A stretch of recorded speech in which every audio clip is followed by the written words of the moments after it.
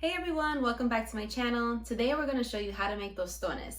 Golden, crispy, salty, delicious tostones.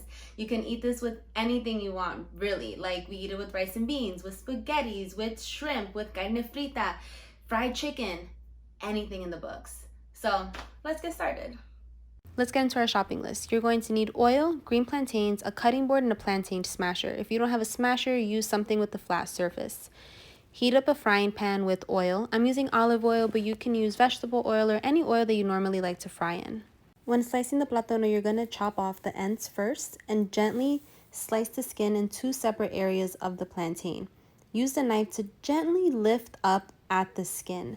You want to be very careful here. Try not to cut yourself, and then you can peel the skin back with your fingers.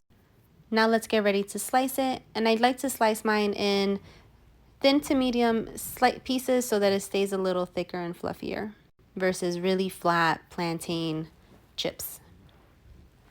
So remember, the method when frying tostones is you're going to fry them like this. When they're sliced, you're going to smash them and then you're going to refry them again.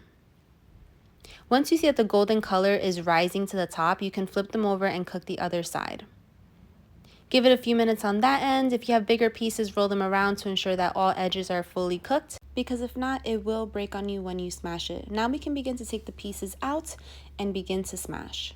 Use a knife or a metal spatula to peel off the plantain.